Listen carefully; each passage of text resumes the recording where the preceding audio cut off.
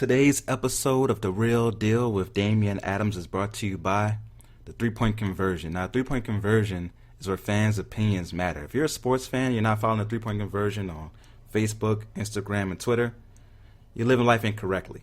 So make sure you follow the three-point conversion so you can get in-depth articles on the NBA, NFL, WNBA, boxing, college football, college basketball.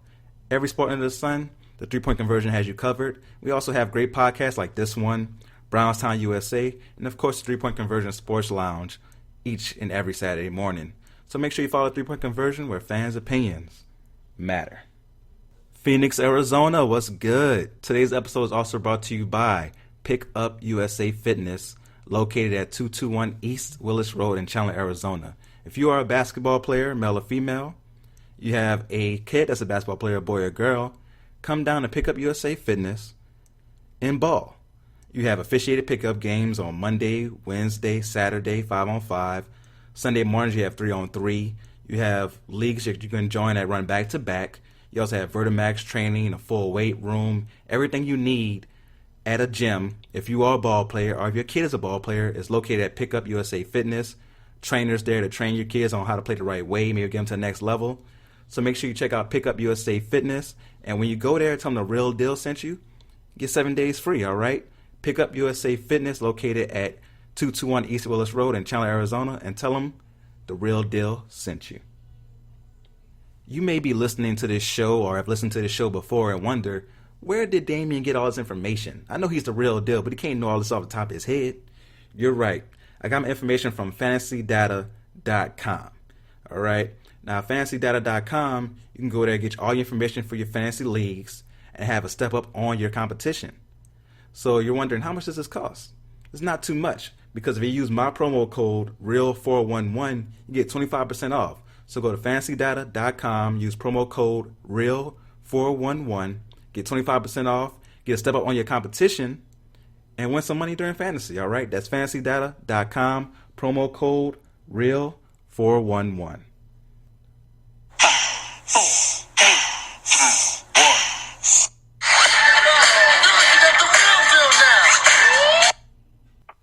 Thank you for listening to The Real Deal with Damian Adams. This is Real Sports Talk for the Real Sports fan. And I definitely appreciate all you Real Sports fans who are listening right now. If you're listening on Apple Podcasts, thank you, thank you, thank you. Please do not forget to give a brother some help by giving me that 5-star rating, that 1, 2, 3, 4, 5th. That 5-star rating and review will definitely be appreciated. If you're listening on the Three-Point Conversion Station on Spreaker Radio, thank you, thank you, thank you. The Three-Point Conversion Station is where fans' opinions matter. So if you think the show is hot, say it loud. I think the show is hot and I'm proud.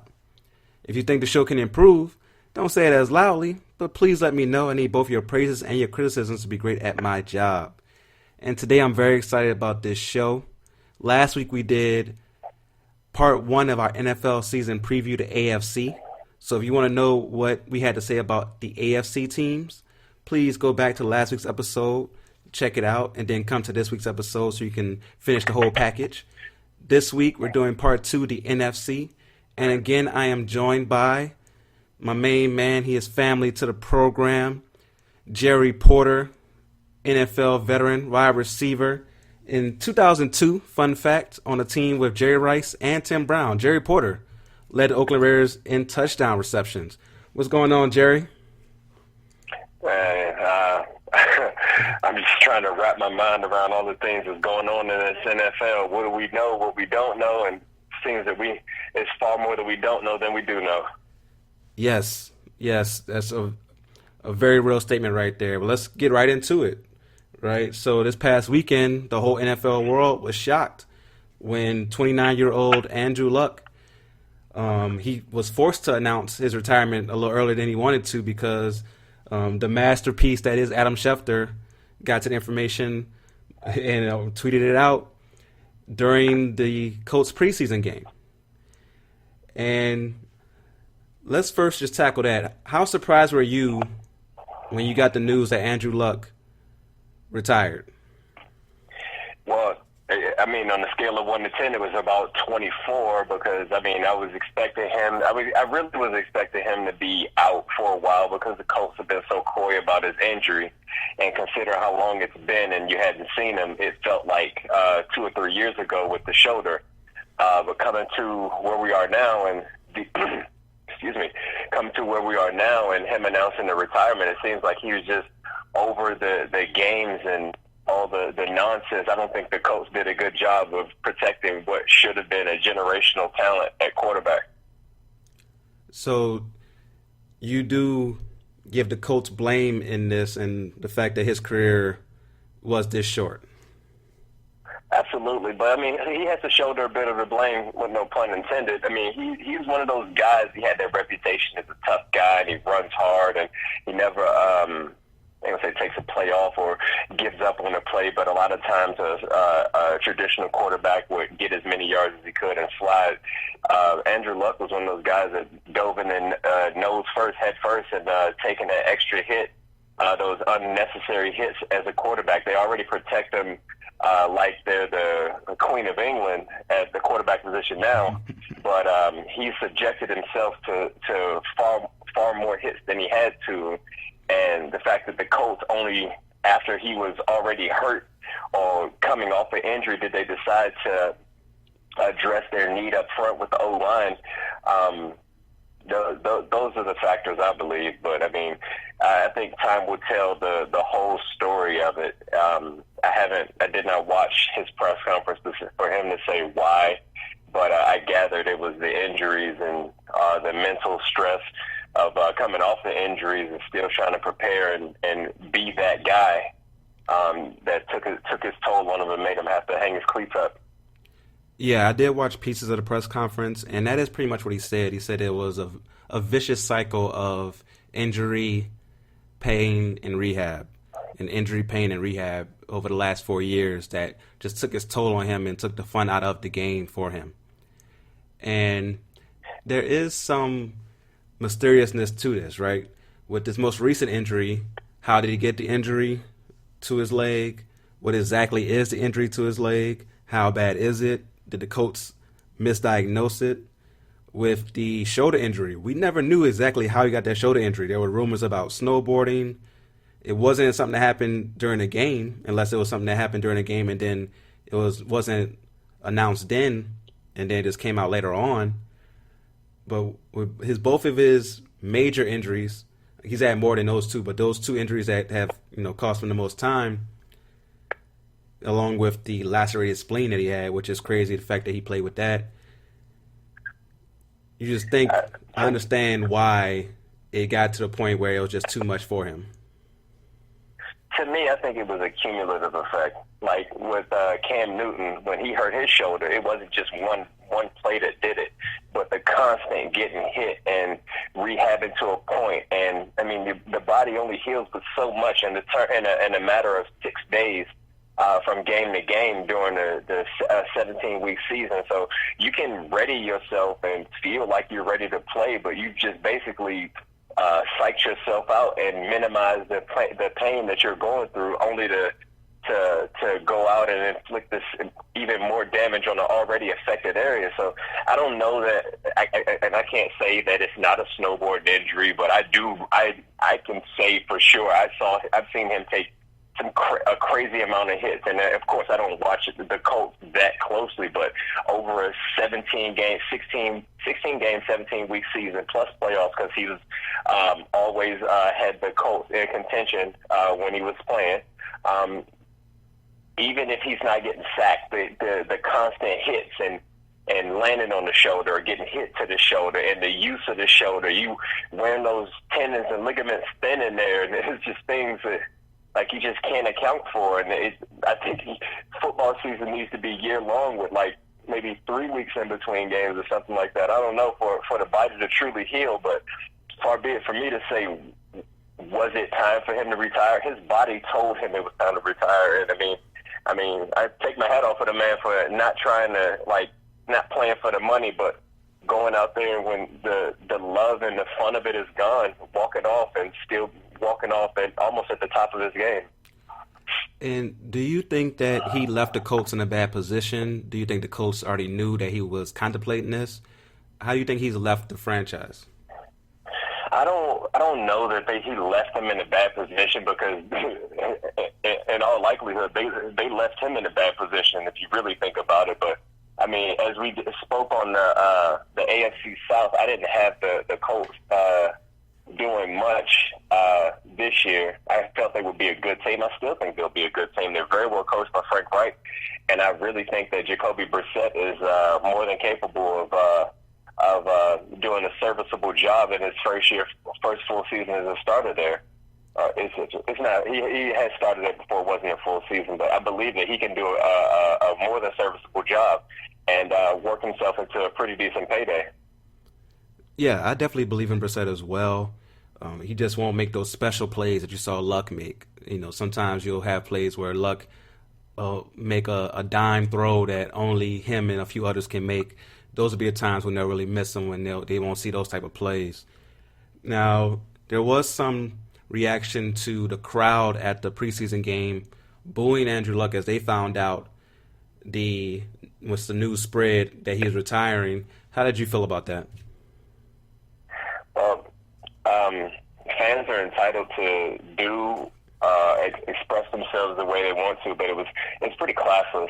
I mean, the guy has basically laid his body on the line for 7 years for the team, and when you decide that he can't and doesn't want to inflict that damage on his body anymore, he's subjected to boos from his home crowd. I mean, it's pretty disgusting, and it shows you that like while guys get they get torn down in the media for making decisions about their body or making decisions where there's money involved, and it's never in anybody's opinion the right time to do it.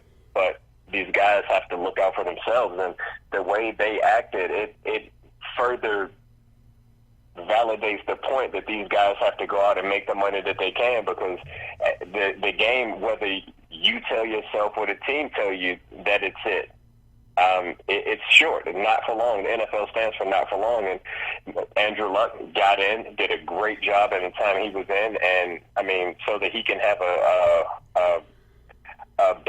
good quality of life and enjoy his family and possibly his kids. I don't even know his family situation, but he wants to be able to do other things with his life and not be like borderline crippled by the injuries that the game has inflicted on him. So it's just tough. Like, you can't have it both ways. Yeah, no, I definitely understand that. For me, as a fan, I understood the initial reaction. I don't think they were booing in a way of disrespecting Andrew Luck. I think they were booing because they were hurt.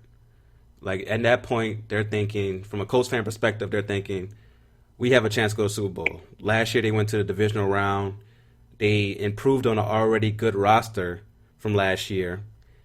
And with Andrew Luck, you're thinking, okay, we got a chance to go to the Super Bowl. We're right there. We lost to the Chiefs last year. We should have nowhere to go but up with this roster, especially with it being so young. 2 All-Pros that we drafted last year. This team is ready to go. And then in an instance, their season expectations have just gone left. So I definitely understand it from that standpoint. And I understand, like, once you see him in the press conference, you see him get emotional and he explains why he retired, then at that point, there should be no ill will towards him. But the initial reaction of booing at that moment is like, I can see why, because they just feel like we just lost our season. But towards the man himself, they definitely should appreciate what he's done for the franchise. Like you mentioned, all the injuries he's played through, and it's just been, it was a short run, but it was a really good run. But the fact that it was a short run brings me to my next question. Should the Colts regret giving up on Peyton Manning at that time to go get Andrew Luck? Well, in my opinion, there was no one foresaw Peyton Manning recovering and doing what he did post-surgery. And if you really think about it, it was an 18-month window in between. So they had the one season where Peyton was expected to be back and he wasn't back. And then the following season they had, I forget exactly how it went, but they had to like basically not play whoever they had at quarterback in hopes of landing a quarterback, one of those top spots to land the quarterback, and they effectively, excuse my language, but they sucked for luck and ended up getting him, and they expected to have a similar type of run that they had with Peyton. Peyton with the Colts about, he's from 99 till, he had a good, like, was it 12, 15-year run there? Yeah, it was a very long run that Peyton had with the Colts. And they were spoiled. The Indianapolis Colts fans were spoiled by that run from Peyton and going into Luck thinking they were going to have the same thing. But if we really think about the Indianapolis Colts, the Colts were a team that was always needing a quarterback. Only for a short time did they have a guy that they could hang their hat on and say that we have a franchise quarterback. And now they're back to the 98 season where before Peyton Manning came. Sorry, I'm losing my thought with these all these quarterbacks and all these years trying to think back. Yeah, no, it definitely, that's a very good point, that Peyton Manning is not the norm. You know, he's the exception when it comes to having a quarterback for that long. Now, nowadays, in this new generation, you're going to have quarterbacks play longer and longer. You know, Tom Brady, of course, Drew Brees, Ben Roethlisberger, Aaron Rodgers, all these guys are going 35 and even on and on. So that's probably why it's another thing that made it so shocking that Andrew Luck retired at such a young age. And I know that you played a totally different position, but for you, that last year in Jacksonville, was there any moment where you was like, this is it? Was there something that came to that point? How was it for you that last season? Well, again, like I told you, you don't, it's either you say it's enough or the team says it's enough. And due to my injury, the team told me it was enough. I felt like when Andrew Luck says that he got tired of the rehab and the injuries and the working through it, I relished it. I loved it. If I had an off season or had a bad season and I needed a surgery, I would attack that surgery and try to come out at least 110, 120% better than I was to improve on that, because I knew I had a better season or a better card to play with my career rather than to go out with an injury or have an injury tell me I couldn't keep playing. And that was the difference. If I got hurt, I relished it. Each time I came off of a surgery, I played even better than the previous 2 years. So that's something I look forward to. Not that I wanted to be hurt or wanted to do rehab, but it helped me hone my skills and look into what basically a self-diagnosis of how you played and things you need to work on. And those are the things that I worked on when I was coming off of an injury. So for him to not want to do that anymore, it must have been something pretty bad. Yeah, definitely. What was the injury you had your last season that ultimately, I guess, ended your career? I had a torn hamstring tendon on my left leg, and they told me I was supposed to not even play that season. So me being the rebel that I am, I decided I was going to go ahead and fight through this rehab and play that year. And ultimately it led to them cutting me because they said I lost a step. I don't think I lost a step back then, but now I'm pretty sure that step is gone. Yeah, that sounds pretty painful right there, torn hamstring tendon. I wouldn't wish it on anybody I liked. So now let's move on from the Andrew Luck situation and retirement and talk about the players who are still playing in the NFC as we preview the NFC. And do not forget, if you want to hear what we had to say about the AFC, just go back to last week's episode and you can hear all things we had to say. So let's start with the NFC North. And let's go to Detroit. The Lions last year were 6-10. This past offseason, the biggest move they made was adding Trey Flowers. Nothing else that really stood out. What do you see the Lions doing this year? I honestly see the Lions regressing. I feel sorry for Matt Stafford, a quarterback, because he had the luxury of having such a wealth of weapons early on. But it seems like now they're struggling to find people to throw the ball to over in Detroit. I mean, the receiver, Marvin Jones, he's decent, but he's not going to like jump off the screen and command a double team. Their running game, I don't think the city of Detroit has welcomed a run game since Barry Sanders left. So it's going to be tough over there. I don't see the Lions doing better than like 3-13 this year. Oh, you got them going real low. I went 5-11. I don't expect much from them either. Like I said, they didn't. They went 6-10 last year and didn't really improve in any fashion. I do like Kerryon Johnson, but like you said, they don't really use the running game like they should. They should, because you got Stafford back there, someone who's, speaking of taking punishment and going through injuries, he's done a lot as well. And you just got him back there slinging the ball all day. It's going to lead to that. So we're on the same page when it comes to Detroit. The next team we have is Green Bay. They went 6-9-1 last year. In the offseason, they added Zadarius Smith on the defensive line. They also added Darnell Savage, and they have the coach Matt LaFleur, as Stephen A. Smith would say. Frenchie LaFleur. So, do you expect the Packers to have a rebound season this year? Absolutely. Everything in green and gold depends on number 12. And if he plays the entire season injury-free, they're going to be in the hunt for the NFC North crown. I feel like they'll protect him better. I think the coaching staff will be more mindful of trying to do things to get the ball out of Rodgers' hands quicker and get it to the playmakers. And you're probably going to lean on this run game a bit more. The Aaron Jones guys, he's a real ball player, but he just doesn't catch the ball well. I like Detroit. I like Green Bay. I could see them fighting with the contenders in the NFC. I see them going about. Technically, it's not. I forgot. You said they were 6-9-1. Yeah. Yeah, I see them going 9-7 this year, because that division itself, they're gonna beat the hell out of each other every week. Yeah, I put the same record down, 9-7. I definitely see them improving. Aaron Rodgers is healthy. He's a bad man, and he definitely can carry you to 9 wins. But I don't know if they improved enough to go through this division and get 10-plus wins. So I'm right there with you on this one. The next team we have is the Minnesota Vikings. They went 8-7-1 last year. They didn't make any real moves in the offseason. Their salary cap is kind of tied up. Kind of happens when you give Kirk Cousins 3 years, $84 million guaranteed. Kind of ties up your salary cap a little bit.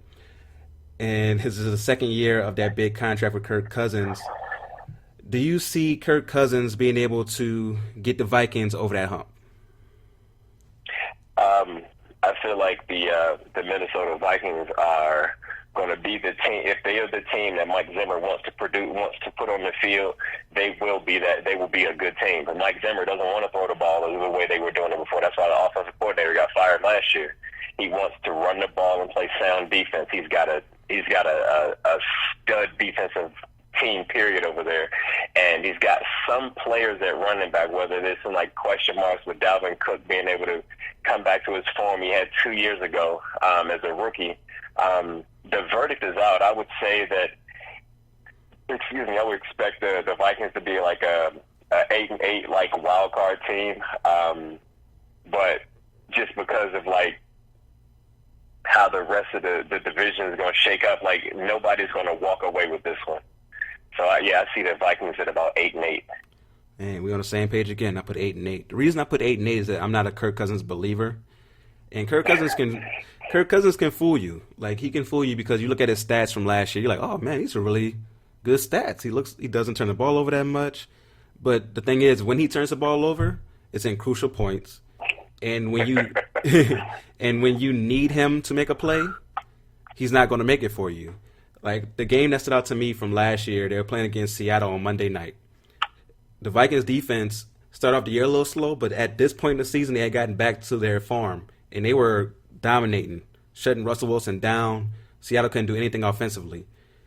And Kirk Cousins, you're playing against Seattle, who has a good defense, I understand, but when you're the man getting a fully guaranteed contract, I need you to make a play. I need you to be able to get me that one touchdown in a game like that. Like, it was a very low-scoring game until the last, 3 minutes of the game. So I need you to be able to make that 1 to 2 plays a game that could be the difference in the game. And Kirk Cousins just can't do that. So for me, I have to go 8-8 again. See, I'm gonna have to stop you there because I mean, they put so much onus on the guy because of what he's being paid, but there's a lot of other guys on that offense that are being paid that aren't doing what they're supposed to do. The man was under siege last year, and they were supposed to be able to run the ball last year. That wasn't the case. Kirk Cousins will be a hell of a quarterback if you could put a run game behind him, so the play action game is a factor. And when the run game isn't a factor, and you're still doing play action passing, that moment you take your eye off downfield to go through your fake, you've lost something for a second, and the linebackers aren't biting on the fake. They know you're not running because you hadn't been running. So the guys are already at their depth dropping. It's tough as hell to throw the ball around that and get while they're getting pressure on you, and your line isn't doing the greatest job. So they addressed a little bit of their problems up front in free agency with the I think they drafted the center over the center with their first pick in the first round. So I feel like if the running game can help him, he'll be a different Kirk. I mean, you can't fault the man for his paycheck. I mean, the Redskins pretty much made this how it is. You franchise the guy 2 years in a row, and Minnesota needed a quarterback. So my price is my price. If you didn't want it, somebody else would have paid it. So it's just I can't have the man's paycheck be a reason why he's not doing anything. It takes 53, and the 5 guys up front have to do a better job of blocking and protecting the man. You know, you make some very good points. You do. But Kirk Cousins, we've seen him on teams with good offensive lines, with decent running games, and still not have that, all right, this is the moment we need our quarterback to come through. He not come through. Like he does. Well, you say that decent running games. I mean, that would take us back to Washington, and we haven't seen a decent running game out of Washington since RG3 was running it. So you can say that, but it's not completely true. So I want to give Kirk. I don't know Kirk. I'm a fan of players more so than teams. So I want to see this guy like not ruin it for. I ain't gonna say he ruined it or anybody ruined it because I mean the situation dictates that he got the money that he got. But I want to see this more of the norm with guys in the league, like the getting their money and it's fully guaranteed, so they can have that cushion to go out there and play and play like you know how. I mean, Kirk Cousins is not a bad player, and a lot of teams last year would have loved to have had Kirk Cousins versus the situation that they were in. That's why quarterback is such a hot top priority in teams in building of teams. So I feel that Kirk Cousins has to, while he has the money, gets the money, he has to shoulder the blame for any and everything that goes wrong. But everything and how things went in Minnesota last year was not all his fault. And I can't like stand by and let people just keep aiming everything at him. Like Kirk Cousins wasn't the reason why the Redskins didn't do anything while he was there. He's not the reason why the Vikings. Now he could help his own cause and be the reason why they do something, but you can't put all the blame on him. Okay, and I definitely agree with that. It's not all on him, right? But there are moments where he needs to come through. But I definitely agree with you on the contract. So hopefully his contract doesn't deter other people from getting fully guaranteed contracts. I want to see that for NFL players. So we're definitely on the same page there. And for the next team, we have the Chicago Bears. Last year they went 12-4. This offseason, they added David Montgomery in the draft, a running back who should fit Matt Nagy's system a little better. They have the young quarterback in another year in the system. And hopefully they got a kicker. That was their main thing last season was Parquet, however you say his name, out there just hitting the... First of all, how can you be this incredibly unlucky or incredibly accurate to hit the goalpost as many times as he did last season? It was incredible to see him do that, and just frankly unbelievable to see him hit the goalpost as many times as he did last season. Even in the playoffs, missing that last one, even though it was partially tipped, it hit the goalpost, and they lost that game in the wild card round. So this year, do you see the Bears being able to stay around that same 12-4, be able to build on that, or will they take a step back? I feel like they're going to come back to earth a little bit. I think the initial the initial hoopla with Khalil Mack coming to town and the energy he brought, they rode that, and it took them to some greater heights. I think things will, like a lot of teams will be able to better plan and prepare. And they lost Vic Fangio wasn't the D coordinator, am I correct? Yes. And they lost him. So, I mean, it's more than just like, okay, he was just a coach. He didn't really do anything. He pulled a lot of the strings. And when you lose a coordinator like that, that's going to take something away from your defense, whether it be, it's probably just an intangible thing, a specific how things are called, or a feel for when to call certain defenses and when to blitz, when not to blitz, when to put your foot on their throat, when to ease up.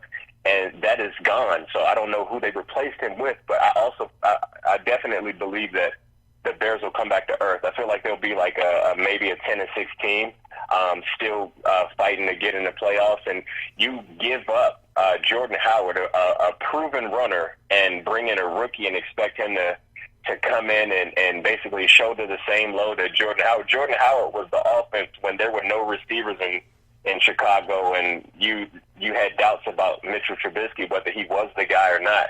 This guy shouldered the load and pretty much kept you in ball games, and then for them to trade him to the Eagles for whatever they got for him, I don't know if it was enough. And they're going to lose that power run game. And one thing about the NFC North, and that in Chicago, anytime after, I'm going to say October 15th, it's going to be cold, and they keep their grass long, and a lot of those games aren't the throw it all around the lot type of games. It's a kind of a ground and pound, very similar to the AFC North.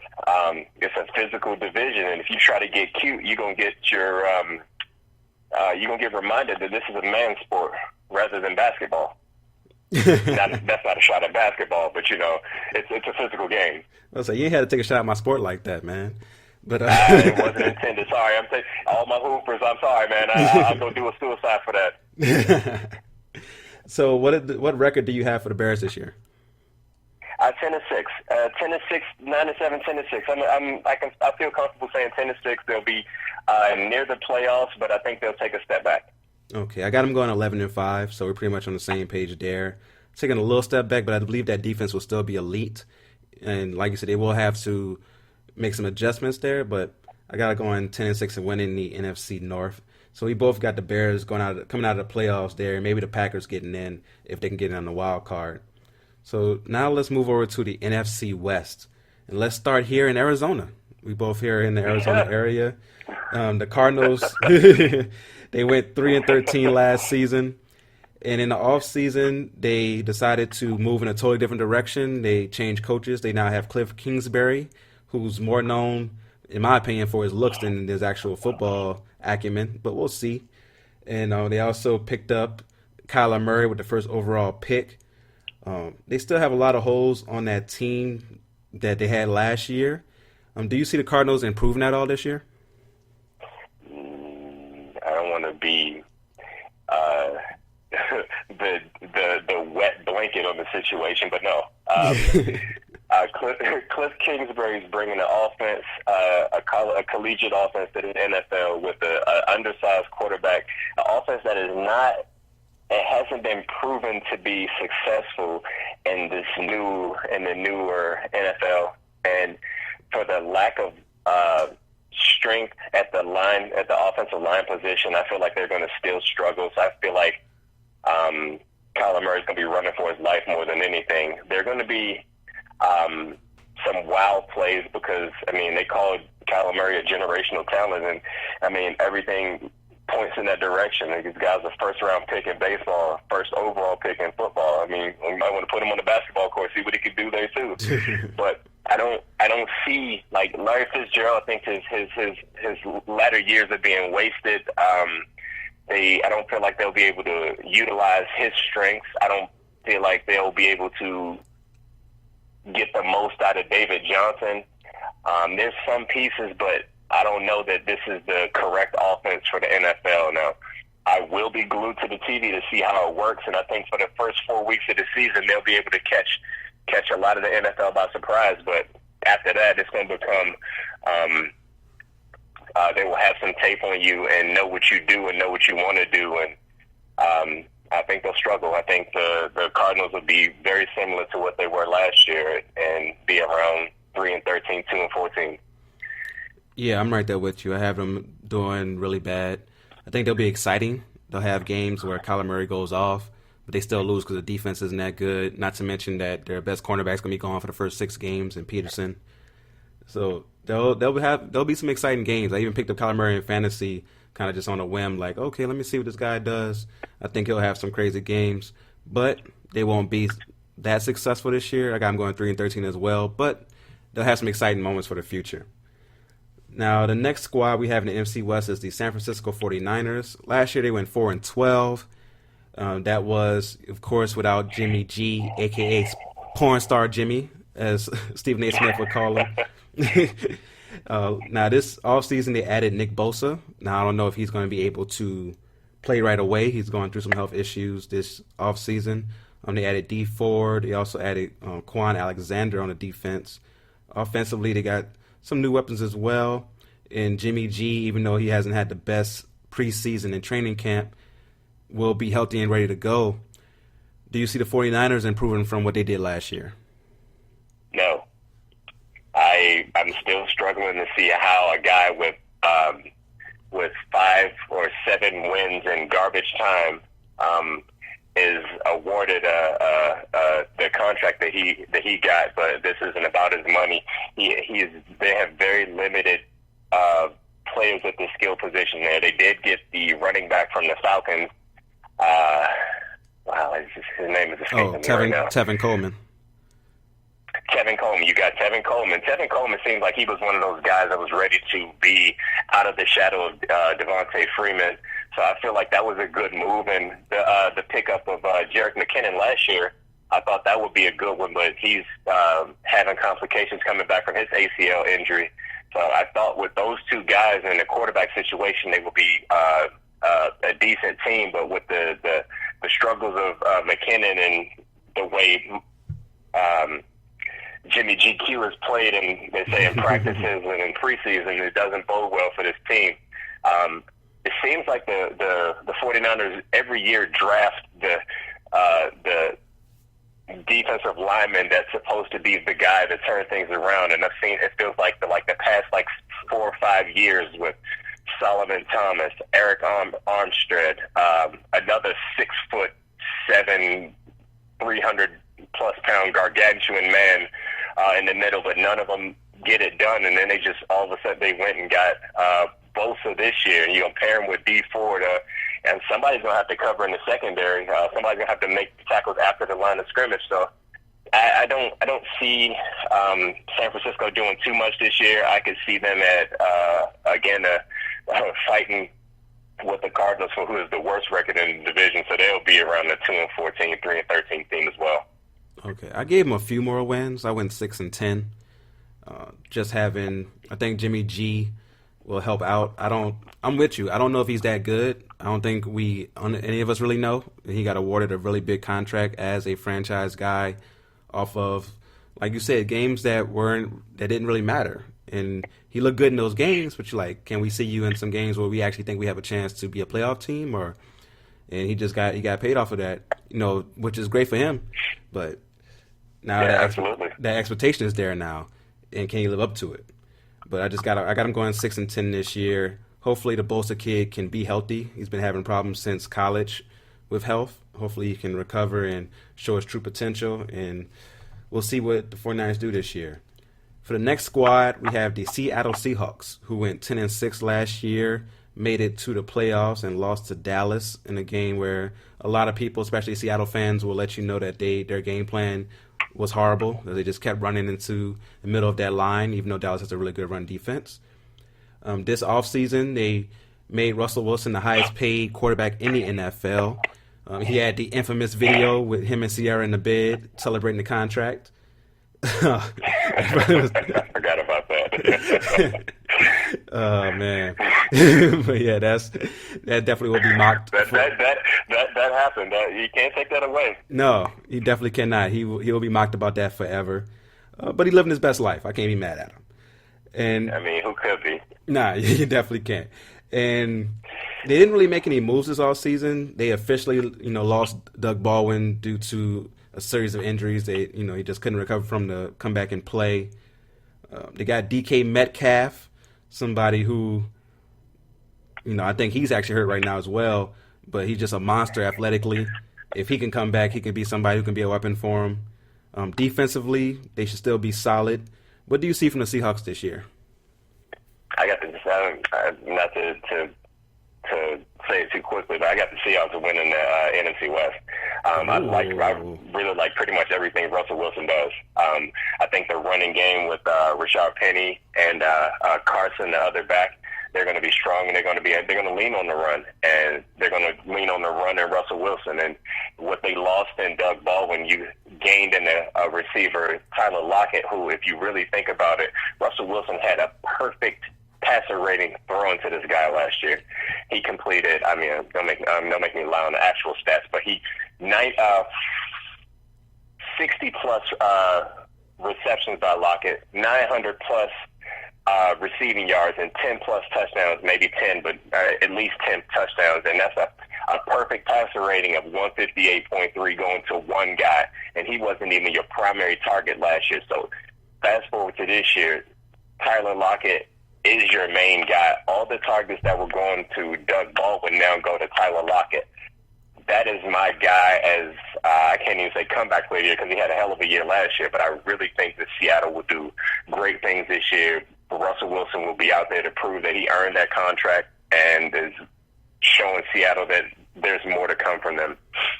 So I got the Seahawks at, while it may not be like a blow away like 12-4, I got them being a 10-6 team but going deep into the playoffs. Okay. Now I got them going 9-7 but making the playoffs. I believe in Russell Wilson. I think because he got that major contract that he will have more control as far as throwing the ball more this year. Good things happen when he has the ball in his hands. That's why I didn't understand their just stubbornness to run the ball so much last year. Like, establishing a run is a good thing, but at times if you get repetitive, then it's not going to help you. They were doing it to the point where it was predictable last year. Hopefully they open up a little more this year, and that Tyler Lockett connection can be exposed even more for their offense. So I definitely agree with you there as far as what the talent they have there. So with the next squad, we have the LA Rams. Last year they went 13-3, lost in the Super Bowl. Most boring Super Bowl of all time. I'm still sleeping from it. I still contend that if the Saints would have got there like they were supposed to, it would have been a better Super Bowl. Absolutely. But I digress. I had to get over that. And this offseason, the Rams, they added Eric Weddle. They also added Clay Matthews. And a running back they got in the draft, Darrell Henderson, who's a name that people should remember. If Todd Gurley has any health issues, it definitely will fall a lot on him. What do you see from the Rams this year? I see the Rams offense being the teams will have another year to see what they do. It won't be so much of a surprise, and they'll have a game plan of how to attack them and versus the speed and tempo they run with. I mean, they're loaded across the board with Robert Woods and Cooper Kupp coming off an injury, and you got Brandon Cooks out there just blazing on the outside. That dude is just like insanely fast. I feel like they're going to be a good team and they're going to be a playoff team. I don't feel like they'll win the division. If they do, it'll be like one of those close things, like come down to like a matter of points. But I got the Rams at about a 9-7, again making the playoffs, and I don't feel like they're going to do as well in the playoffs. I think Todd Gurley he's still a bell cow workhorse back, but for how the Super Bowl shaped up and him not having an off-season surgery or anything tells me that issue may not be done. There's no way you spend it all in the regular season and have nothing left for the playoffs. Now, if you told me that he had some type of a knee issue and he went and got his knee cleaned up and should be ready for the season, they're going to monitor his carries, I could accept that. I'd be like, okay, well, there was an issue. Why? They didn't he wasn't the guy in the Super Bowl trying to get out there and prove his worth and everything. But that I don't believe is the case. So I feel like there's going to be an issue that's going to jump up to bite them at the worst possible time this year. So I don't see the Rams going deep into the playoffs, but I definitely see them as a playoff team. Now, I do have the Rams winning the division. I don't see them going deep in the playoffs either, but I do have them winning the division at 11-5. I think that offense is still very potent. I want to see what Jared Goff does. If people try to do what the Patriots did last year in the Super Bowl against him, how does he adjust to it? He should be ready for it. He's had a whole offseason to get ready for it. We'll see if he's able to make those audibles and do the things that other franchise quarterbacks can do in those situations. So now let's move on to the NFC East. And let's start with the New York Giants. Last year they went 5-11. This offseason they lost Odell Beckham Jr., traded him away. They lost Landon Collins. The wide receivers that they did gain won't be there to start the season. So it looks like it's going to be the Saquon Barkley show. They did draft Daniel Jones, who people were shocked about. He's looked good in the preseason. It is preseason when people chill just a little bit, but he's looked okay. And, of course, you have Eli Manning, who I like to call the best average quarterback of all time. What do you see from the Giants this year? Well, it's tough to say because you were what was their record last year? You said 5-11? Yeah.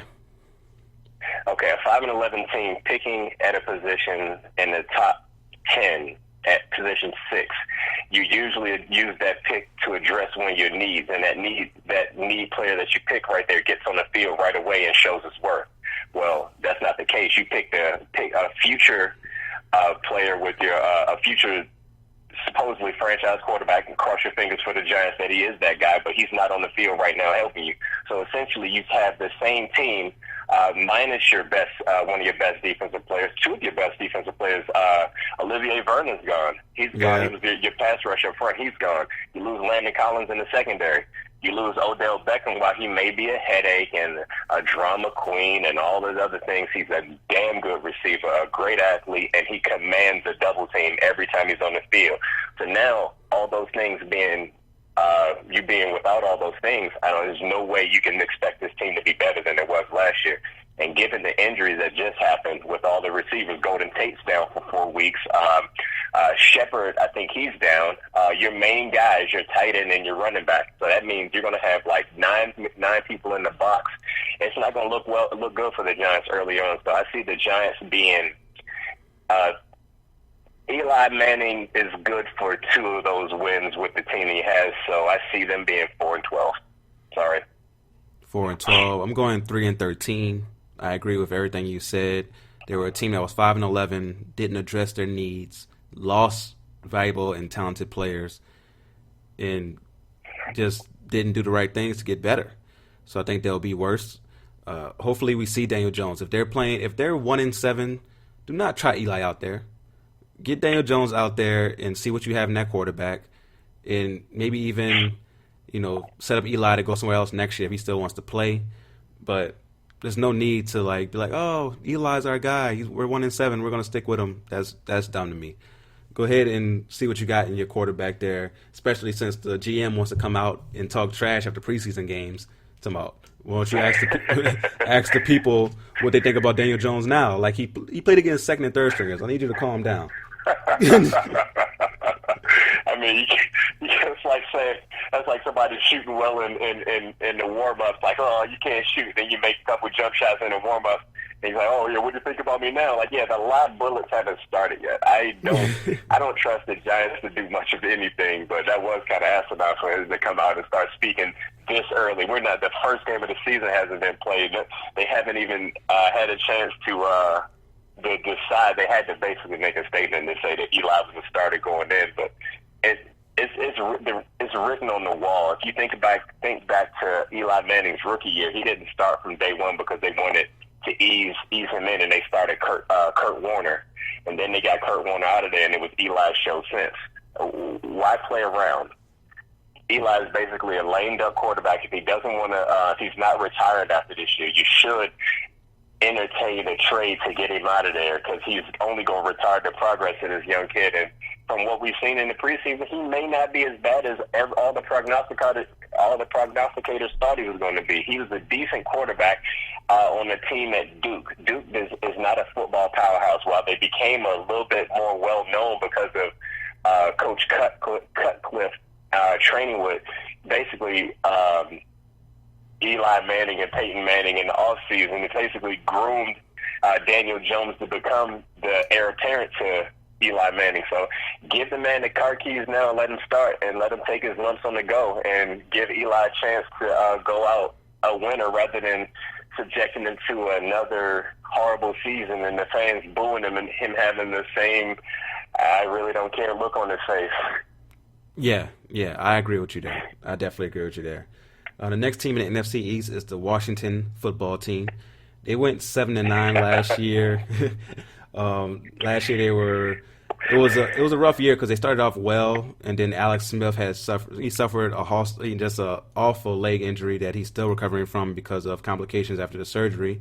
So they drafted the kid from Ohio State in the first round and also picked up Case Keenum, and they have announced that Case Keenum will be the starter.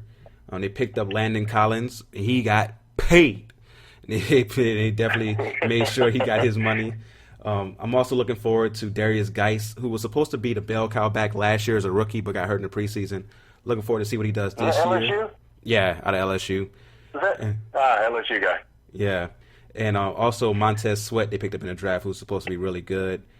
So what do you see from the Washington football team this year? Home team, where I'm from. Still don't like him. They have Adrian Peterson still. Case Keenum is Case Keenum no matter what jersey you put on him. No matter what year you use, he's still Case Keenum. They have a young quarterback that they have the chance to groom and turn into the guy that they want him to be. Again, you're not going to build around Case Keenum. You're not in it. You're not positioned to go far into the playoffs. Why even play around? Give the kid the car keys from the door. Let Case Keenum be a valuable vet in the locker room to give him good advice in his ear, tell him things that he sees and things he doesn't see, and help him along the way. But let the guy go from the jump. I don't see the Redskins doing too much of anything. I think they wasted money taking Landon Collins, but they just wanted to rub that in the Giants' face, and Landon Collins is more than happy to accept that money. They did I love the draft they had this year. The Montez Sweat, I think he ran 4.4 at 6'4" or 5", 240 pounds as a defensive end / linebacker. Yeah, that's nasty. They say he has a motor. The guy is if the measurables are legit, he's on the field and playing, he should be a difference maker. They're going to keep a sound defense.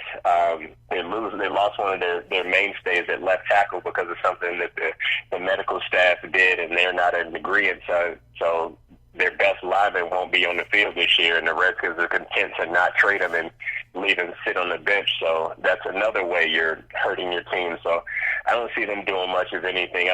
I feel like they're going to fight with the Giants to see who's worse, and they're going to do everything they can to show that they are worse and be 2-14, 3-13 type of team. Okay, I definitely agree there. The whole Trent Williams situation is weird. Like if you have a situation where it's not about money, like he's really content on not playing for you. Why not? I gotta stop. You all right? Excuse me, I gotta stop you there. Yeah. Whenever they say it's not about money, it's about money. I can't. The same thing was said about Antonio Brown last year. It wasn't about money, but he didn't have any more guarantee money coming. Trent Williams is not about money, but he doesn't have any more guarantee money. He feels like he needs to be paid. Money is a factor, but he's feeling some type of way that team wronged him by their medical diagnosis of whatever he had on his scalp or in his head with the some precancerous something. I don't want to put that information out, but something related to that. And it's about money too. Sorry. Okay, no, you definitely you've been there. So like I definitely take your word on that. So That's the thing, though. So if you have the medical thing combined with money, it seems like a situation that's not going to be one that can be blown over anytime soon. So why not trade him? He's a premier lineman. Trade him, get at least a second, first-round pick back. There's been rumors that the Patriots offered you a first. Why just be petty in the situation? They could also trade him. The Cardinals are in a situation where they have an issue with Patrick Peterson about money. They could trade those guys and it'd be a wash. Like, I don't know that Trent Williams is healthy enough to play right away, but when he is, he will be able to step in and play for the Cardinals and be a protector of your generational talent at quarterback. And on the other side, the Ravens, I'm pretty sure they need some help in the secondary, and anybody could use a Patrick Peterson. So it seems like a seamless trade. And also with the Houston Texans, they were talking about needing O-line help, and Jadeveon Clowney is not in camp. Another trade that could happen. But it seems like all these teams are content with being stubborn and bullheaded and going to let their players waste away because of that. Yeah, those are great trade options right there. It's like somebody should go into the GM business over here. Those are great trade options right there. Hey, I'm always thinking about it. I wish I was a GM. I would love that job. I work 25 hours a day. I would not even sleep. And we're going to put it in. We're going to talk it into existence like LeVar Ball says. We're going to talk it in. Right? We're going to hopefully get you there one day. For the next team we have in the NFC East, we had the Philadelphia Eagles. Last year they went 9-7. They lost in the divisional round to the Saints in a very competitive game that they could have won. In the offseason, they added Malik Jackson at defensive end. Deshaun Jackson making a return to the Philadelphia Eagles. Definitely is going to help that offense. And, of course, the biggest thing with them is Carson Wentz. Does he stay healthy? So they went 9-7 last year, made it to the division round of the playoffs. What do you see from the Eagles this year? You just going to just dismiss Jordan Howard as your back? Oh, no, that's a very good point. Yes. No, I really like every decision, every move that the Eagles made this offseason. I think they're poised to take over the NFC East, if not take it down to the wire with the Cowboys to see who's going to come out as the champion. But I like them paying Carson Wentz and getting Nick Foles out of the shadow, because now he doesn't have to look over his shoulder where it's like, oh, if I got this little nagging injury going on, maybe they'll sit me down and play Nick Foles, and maybe I can get some time. He has to shoulder the load. You have a back with Jordan Howard. You got a legit deep threat with Deshaun Jackson, and it's not just a deep threat. He's getting run every route in the tree, and he's fast as hell, and he gives you return game work. I love that acquisition. They took a running back in the second round. I forget his name, but he was a damn good back in college. I just see like all these guys coming off their injuries, all these issues they had in the past. I feel like they're going to be behind them. I see the Eagles coming back to where they were 2 or 3 years ago when they made that Super Bowl run. So I see the Eagles at about an 11-5 team. Okay, I got them going 12-4. I definitely agree with everything you said about all the moves they made. They're stacked all over the field. They have a good coaching staff. Carson Wentz, we saw when healthy that year that they went to the Super Bowl. Before he got hurt, he should have been MVP in my opinion over Tom Brady before he got hurt. So he was balling. I think he get right back to that level this year. So we're on the same page when it comes to the Eagles. Now for the next team, the team that's been in the news all offseason, they all in the videos, talking about the Dallas Cowboys. They went 10-6 last year. This offseason, they added Randall Cobb to replace Cole Beasley, who's now in Buffalo. You get a full season with Amari Cooper. But of course, the big situation with them is Ezekiel Elliott, who is still not in camp and is not budging. You know, and the little Jerry Jones joke the other day about Zeke who seems like he took that personally. So with the Cowboys having their Zeke situation and everything going on there, do you see them making it back to the playoffs? I do. Wow. I think I've given pretty much every division 2 teams going to the playoffs, and that doesn't happen. Somebody's going to be on the outside looking in, and a lot of Dallas's issues are going to weigh on whether Zeke gets in the camp or gets back to them sooner rather than later. They have a coach that is basically a lame duck coach. Jason Garrett's coaching.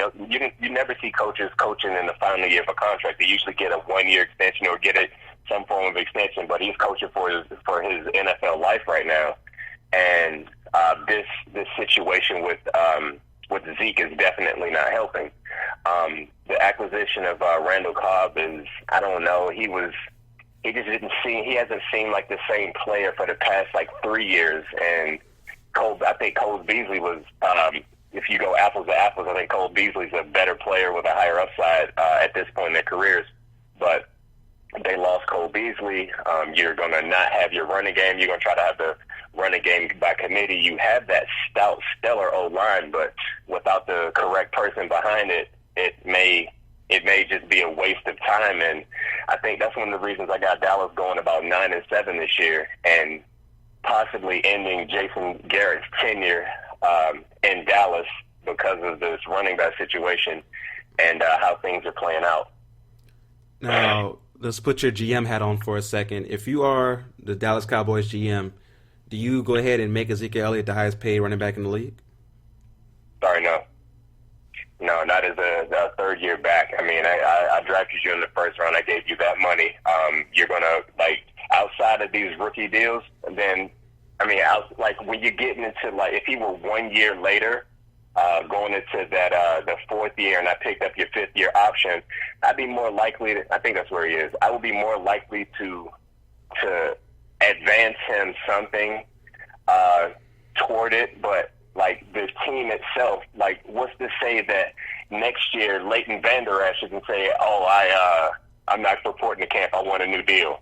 And it just messes up the whole contract issue. Now I get it. I'm always pro player, but in terms of rookies, Zeke, he hasn't been off the field a person you can depend on. There's always something going on with him and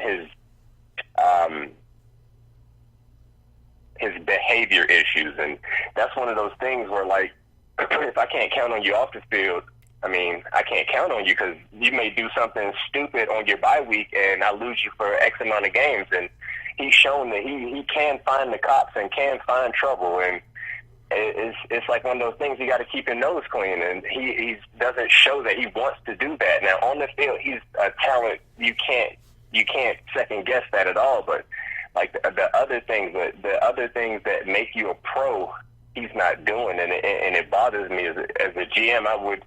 I would be reluctant to pay him, but it seems like the way, if you're trying to win now, you kind of have to. Yeah, that's what I was about to say.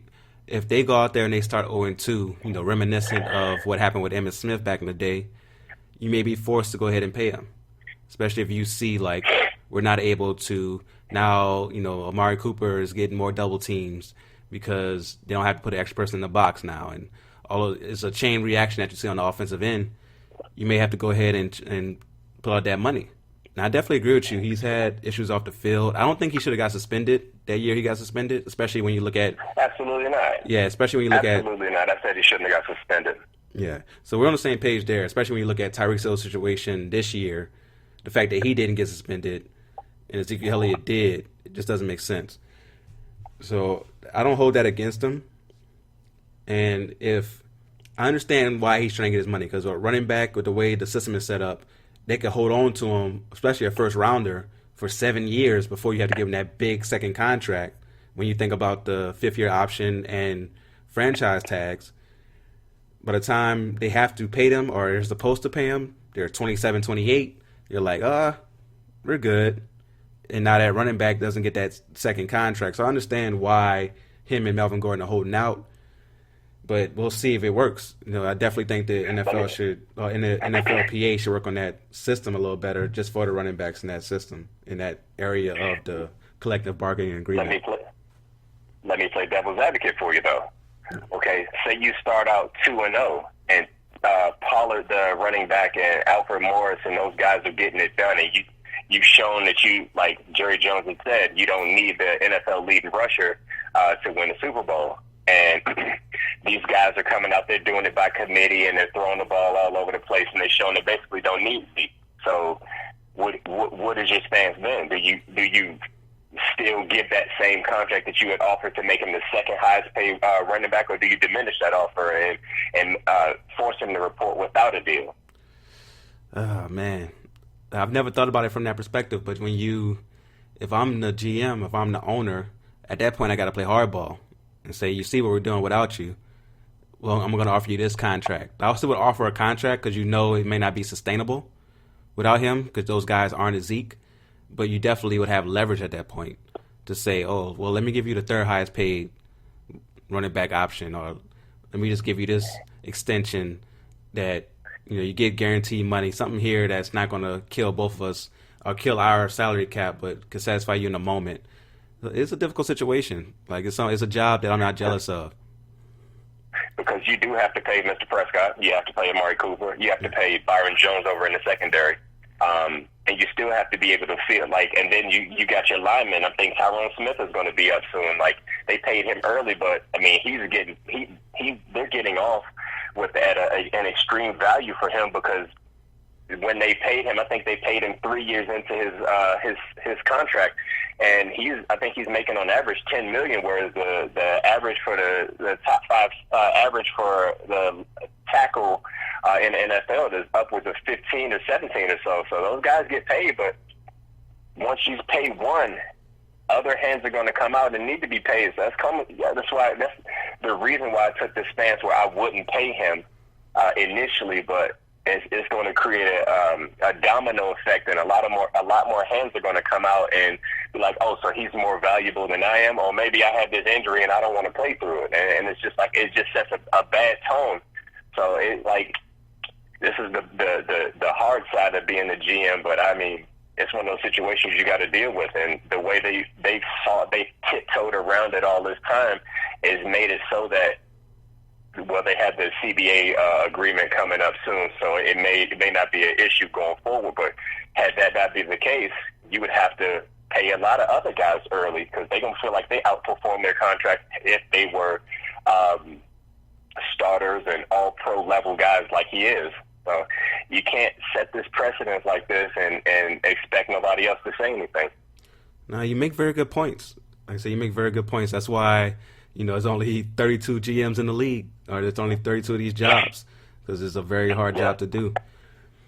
So we both agreed on the Cowboys. You said 9-7?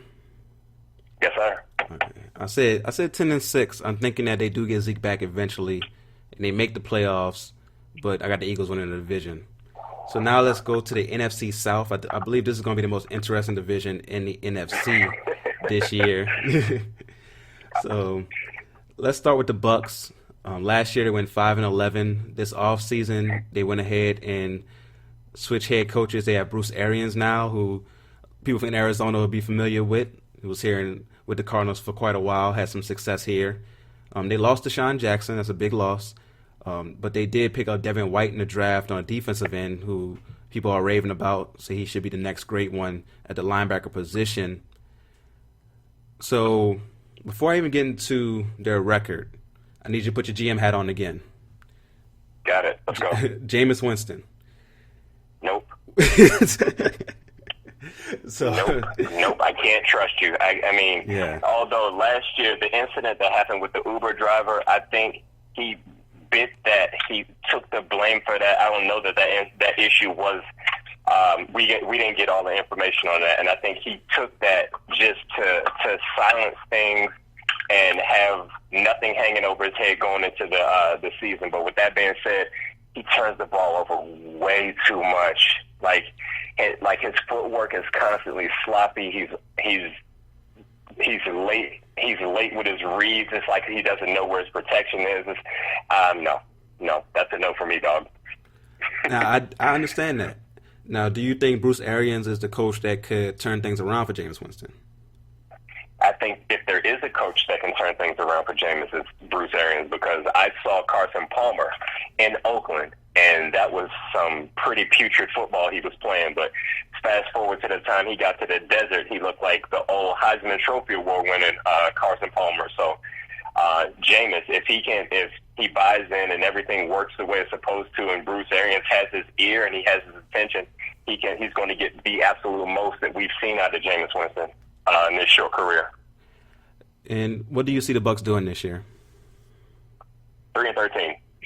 3-13. The 3-13. This Bruce's first year out there. The division is stacked. The NFC is stacked. They have their main guy, Mike Evans, and he's just a basketball player out there catching jump balls and scoring on people, like basically dunking on them in the end zone. But they drafted Ronald Jones, and he has yet to show why they took him in the second round with as high as pick as they did. Defensively, they got in Ndamukong Suh over there, but lost Gerald McCoy. It could be considered a lateral move. Suh has a motor, but he doesn't always have the numbers to show for it because he has to do some things that don't show up on the stat sheet. But he's also good for a bonehead play and put your team in a bad situation from time to time. So I feel like the defense will be strong, but the division itself is way too strong. I think 3-13 is the best you can hope for until Bruce Arians gets to get all of his guys in there. Okay, I was going a little more optimistic. I went 6-10. I can see it going wrong and going 3-13 as well. I believe in Jameis's talent. Now, I agree with you off the field. He's been very, very unreliable. And hopefully the Uber incident, even though he suffered the punishment last year, did happen a few years ago. And they say that he's been a good citizen pretty much since then. Hopefully that continues. You know, you rooting for him to just do well and get out of the rut of mistakes. So hopefully Bruce Arians can help in that aspect on the field and off the field as far as him just making mistakes. It's weird that he turns the ball over so much on the field and turns the ball over off the field as well. So he just needs to be more careful in both places. For the next team, we had the Carolina Panthers, who went 7-9 last year. Off-season wise, they didn't do much as far as the roster. The big thing with them is Cam Newton's health. He's already suffered a ankle foot sprain situation that he had in the preseason game. And Ron Rivera's gotten some pushback on playing him in the preseason. What were your thoughts on that, on playing stars in the preseason?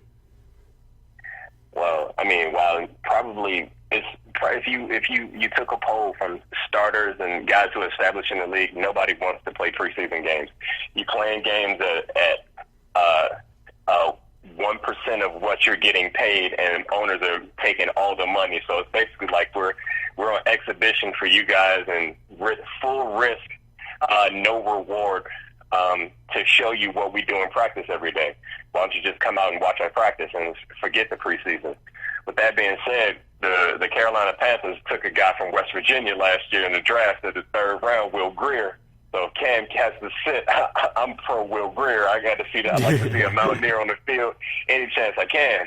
But realistically, I think the Carolina Panthers they made some moves. They have they've shored up their receiving core. I feel like Christian McCaffrey and his another year North Turner's offense. I'm losing the names that they had at receiver, but Curtis Samuel got off the rookie slump, or it's kind of like he was coasting as a rookie, and found himself last year as a second year guy, and I feel like he can turn the corner because at Ohio State he was a terror with the ball, whether you hand it to him or throw it to him. Same with McCaffrey, you throw it to him or hand it to him.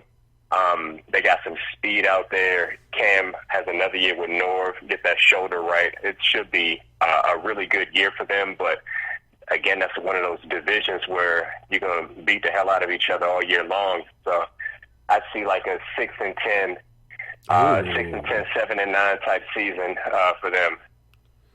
I went 8-8. If Cam Newton is healthy, I believe they get 8-8. But like you said, it's a tough division. That's why I don't have them doing much more than that. And that defense is going to be good. They're going to have a good running game with McCaffrey. But yeah, Cam has to be on an MVP type level for them to make the playoffs this year, and I don't see that happening. For the next squad, we have to talk about the Atlanta Falcons. We do have to mention them because they're in the league, I guess. But last year they went 7-9. They lost Tevin Coleman, which I believe is a big loss for their offense. Defensive wise, they just got to be healthy. Like, honestly, last year they just suffered so many injuries, so many injuries. So what do you see from the Falcons this year? I feel like you said it was a big loss of Tevin Coleman. I think that was an addition by subtraction because you take Devontae Freeman's carries away, and running backs like that rhythm, and it's not like one of those guys couldn't catch or one of those guys couldn't run. Both of those guys could run and catch, but they always had to defer to the other. So now that it's Devontae Freeman's backfield by himself with Ito Smith coming to spell him, that run game should be better. I think they addressed some of the issues they had protecting Matt Ryan last year in the draft and in the offseason free agency. They have Lord Julio over there catching the ball. He is a man-child out there. I don't know that there's two corners out there that can cover him. Ridley showed well as a rookie and should progress from that. I feel like the Falcons should do better. Like a 9-17. But again, like we say, I pretty much say every division, they can beat the hell out of each other every week. So it's going to be tough, but I think they'll pull out a 9-7 and squeak into the playoffs. Yeah, as much as I hate to say it, if it's your first time listening, I'm a Saints fan. That's why I'm throwing all this shade at the Falcons. But as much as I hate to say it, I can see them going 10-6. I didn't think about it that way as far as Tevin Coleman leaving, because with me, Devontae Freeman, he's had concussion issues and health issues, and Ito Smith, he's serviceable, but I don't think he's Tevin Coleman. So if you lose Freeman, where do you go from there? But if Freeman's healthy, I definitely can see what you're saying about him being in that rhythm and being a better run offense from that aspect. So we'll see. Their play calling in the red zone definitely has to improve. If I see one more failed Julio Jones fade in the end zone, I'm going to lose my mind. Like, do something different. Just, I understand he's a freak and he should be able to catch over everybody, but these defensive backs are smart. They know how to play the sideline. They know how to do all these different things. So do something different with them.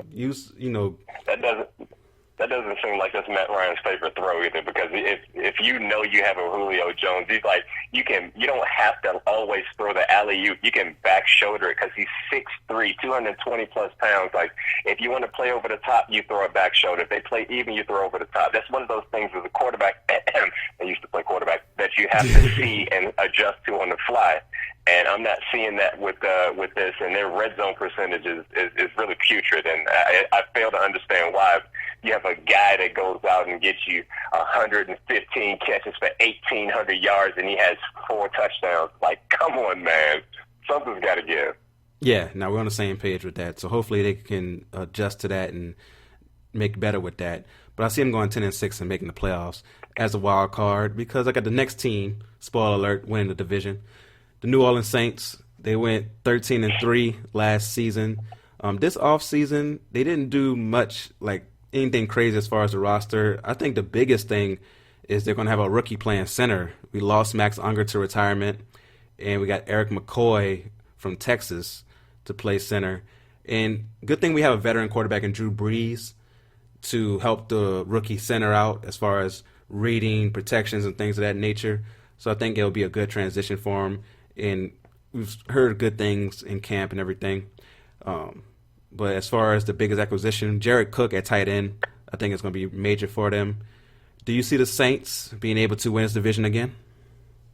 I see them winning the division, but the opposite of what I said about Devontae Freeman and Tevin Coleman, you took Mark Ingram away from the Saints. That means you're going to pretty much make Alvin Kamara your bell cow. And while I'm not saying that he cannot, because the man is phenomenal, I would hate for them to wear down. Like, it seemed like the Saints last year put too much onus on the regular season, and I ain't gonna say too much onus, because you can never put too much on it, because you have to play well in the regular season to get to the postseason.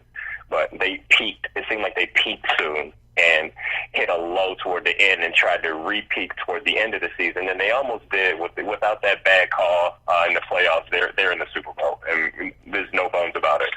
But my question is, can Latavius Murray duplicate what Mark Ingram brought to that offense in terms of being able to spell Kamara and be a serviceable short yardage back and catch the ball? Latavius Murray has had his times where he's looked like a man-child out there. He's a big, tall, fast, long guy that running the ball, but at certain times he's also disappeared. So it'll be interesting to see how he works in New Orleans as a change of pace with Kamara. But all those things being the same, and Michael Thomas can't guard Mike out there, getting him 115 catches for however many yards that Drew decides to give him.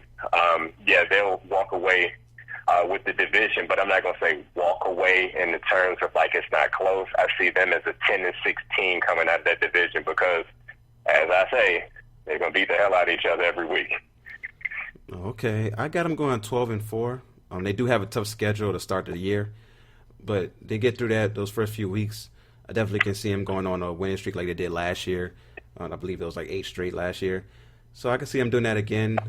Some of the big things that we have to do, Jared Cook I mentioned, Latavius Murray. I don't think he's going to do what Mark Ingram did, but we definitely need him just to be a solid second back. I do see Kamara taking more responsibility this year, more of a load, but I don't think we're going to put the load on him that you see Ezekiel Elliott or Todd Gurley or someone like that, Saquon Barkley. He's not going to get that type of load. I don't think he's built for that load because he is a little slender as a running back position. So a bigger load, but not the biggest load for him to carry. I want to see what Marcus Davenport does. We traded a lot for him last year. He showed flashes over there, but we need somebody to be on the other end of Cam Jordan. Cam Jordan's a man-child, absolute beast. We need Marcus Davenport just to show his potential. He has all the physical gifts. Hopefully he's been working on his technique this year. And if we have him and Cam Jordan coming from both ends being phenomenal, that defense is definitely going to be helped out by that. And Marshawn Lattimore, can you be a real shutdown corner? We'll see. So we have a lot of pieces there. Of course, Michael Thomas got paid. He got to live up to the contract now, but I don't have a doubt about him. He's a beast. He wants to just prove how good he is. So I have the Saints going 12-4, winning the NFC South. So now it's time for us to make our prediction on the NFC Championship game. Who do you have in the NFC Championship game? NFC Championship game. I'm leaning toward Philadelphia. I'm going to tentatively say Philadelphia with the right to change my mind by week 8. Is that fair? No, that's fine. You definitely have to use your prerogative. You can do that. Philadelphia. Who do you have Philadelphia defeating in the championship game? I have Philadelphia defeating your team in the championship game because they'll have to travel and play outdoors in Philadelphia rather than having the cozy confines of the Mercedes-Benz Dome. I think the home field advantage will take it. But that being said, if it's the Saints and Eagles again in the championship and it's in New Orleans, I'm leaning toward New Orleans. Okay, it's funny you said that. That's what I have. I have the Saints versus the Eagles in New Orleans, NFC Championship game, Saints winning. But I'm not scared of going to Philadelphia. We've won a playoff game in Philadelphia before. It wasn't that long ago that we beat them in Philadelphia. People act like the Saints can't win outside. We went to Philadelphia and won in the playoffs. So we can do. I wouldn't be afraid to do it again. But I do have the Saints representing the NFC in the Super Bowl. So last week we both picked the Chiefs to come out of the AFC. So you have Chiefs versus the Eagles in the Super Bowl. Who is your Super Bowl winner? Andy Reid gets his ring to rub it in the Eagles' face. Ooh, that'd definitely be the storyline of that Super Bowl. Andy Reid going against his old team. Yeah, so that's a good one right there. So you have the Chiefs beating the Eagles, and what would your score be? Where's the game this year? Where is Super Bowl this year? Where's the Super Bowl? I want to say Miami, but let me check and make sure. I think you're right. I think it is Miami. Okay, so yeah, it was Miami.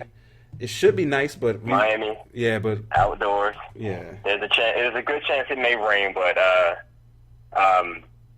got Yeah, Patrick Mahomes going crazy. Patrick Mahomes will be the MVP, throwing for about 500 yards, and final score being something along the lines of like 44-24.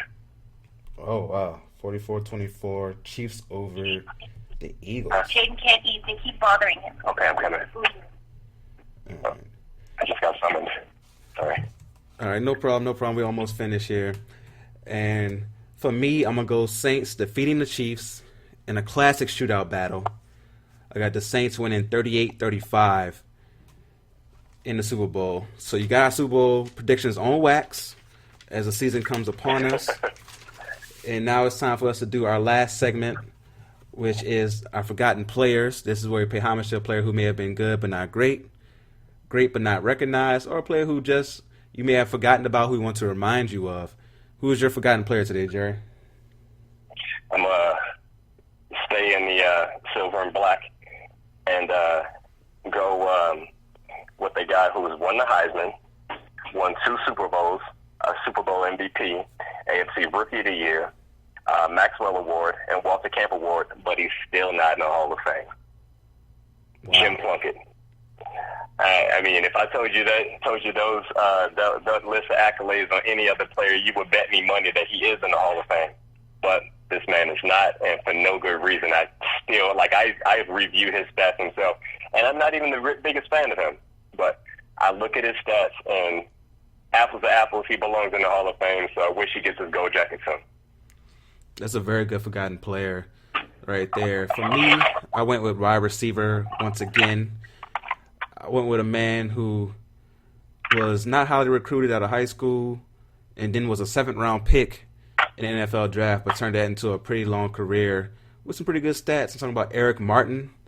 He was a 6'1" wide receiver out of LSU. He was a 7th-round pick by the Saints in 1985. He played 10 seasons in the league, 9 with the Saints, 1 with Kansas City. He had 3 1,000-yard seasons. He was a 1-time Pro Bowler. His best season was 1989, another summer. 68 receptions. He had, he had 68 receptions for 1,090 yards that year, 8 touchdowns. He finished his career with 8,161 yards receiving, 49 touchdowns, and 553 receptions. So a big shout out to Jim Plunkett and Eric Martin as our forgotten players today. I want to thank you again, Jerry, man, for joining me for this 2-part series of breaking down the NFL season. I definitely want to have you on as a reoccurring guest during the NFL season, help me break some things down. Absolutely, sir. Thanks for having me. Oh, no problem, man. Hopefully you enjoyed it. Hopefully you guys enjoyed listening. Make sure you follow me at The Real Deal WDA. That's The Real Deal, W as in whiskey, D as in Delta, A as in Alpha. And until next time, go real or go home.